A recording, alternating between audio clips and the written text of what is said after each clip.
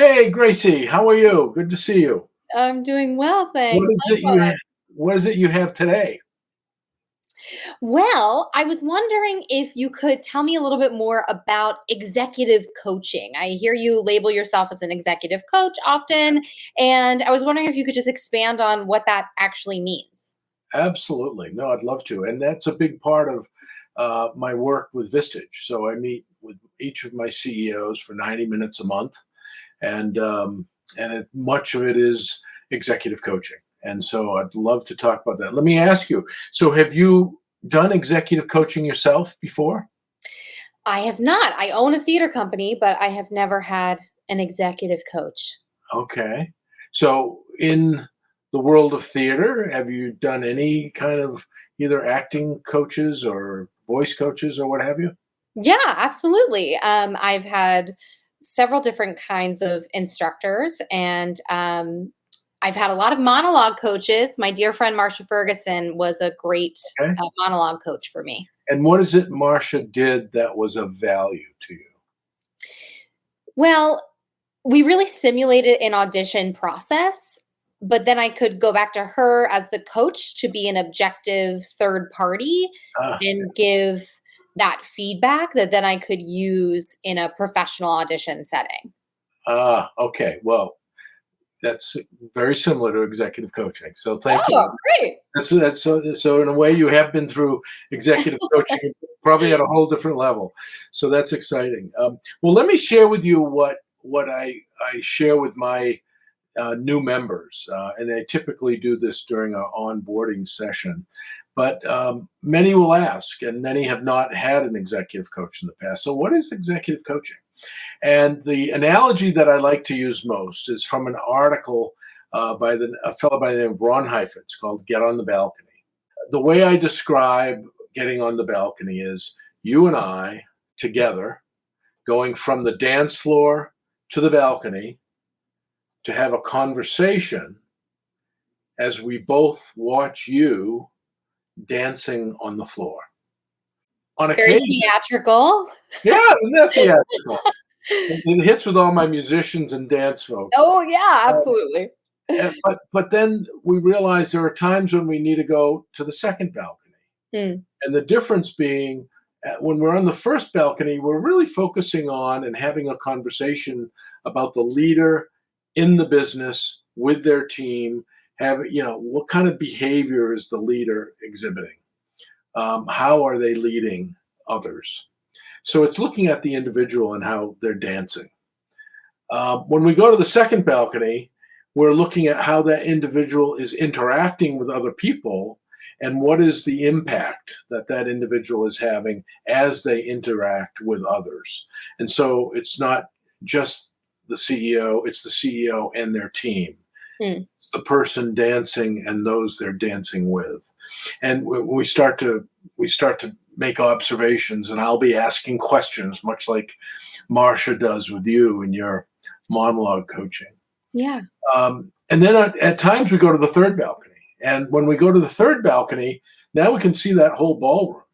And we realize, oh my gosh, the music's not piped in. There's a live band over there in the corner. And oh, look at that. It's not just our group that's dancing, there are other groups, Mm. and they're doing different dances. And so we start to make broader observations of the marketplace, and we start to understand how are we as a collective interfacing with other groups within this larger venue of the ballroom. So it's an analogy that I really like. Now, what's underneath that? And I think what's underneath that analogy is what's really key to executive coaching. And it's about self awareness. And so as we go to the balcony, have a conversation as we together watch the individual dance, that is an exercise of me asking questions. How do you see yourself behaving? How do you see yourself behaving with others? And Mm. then the third balcony, how do you see yourself behaving within the hall? And so it's that exercise of self-awareness that I find so important for all of us in order to understand where we are, what kind of impact are we having, and if we're not having the impact we want to have, how and what do I need to change? Mm. And so the core to that is self-awareness. There's one other element to Heifetz's article that I find important. And as we look at the kinds of issues executives face, CEOs, C-suite members, if we look at the kinds of issues they face, you can make a pretty broad characterization that some are very tactical questions. Where will we have our meeting next week is a very tactical question. Sure. What was our income last month is a very tactical question. What are our projections for revenues for next year? It's a very tactical questions. Very important questions, but they're very tactical. The harder questions, the ones that most CEOs wrestle with the most, we call adaptive questions. And adaptive questions are ones in which you need to involve more than just the facts and the figures, more than just what the data tells you. It's understanding the purpose, the why, the motive, the emotions behind it.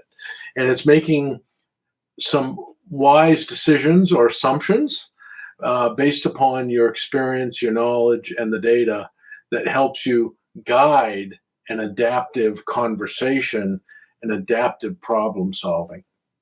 And if you look at the kinds of issues most CEOs face and the kinds of issues where we're needing to step back and look at their leadership and the impact that their leadership is or is not having, they're more typically adaptive questions, adaptive issues and problems than they are tactical. So that's a little bit of a executive coaching in a nutshell. I really enjoy it. It's an opportunity to provide a safe space and really get to know someone and really go on a journey with an individual. So yeah, Neat. yeah. And have a great dance performance, maybe. And a great dance performance. Yeah, believe it or not, in that regard, I'm a pretty good dance partner. Ooh, Rick, that's our next video. There we go. Let's do a little I won't salsa. say any of those. Awesome. Thanks. Thank you, Rick. Thanks, Grayce.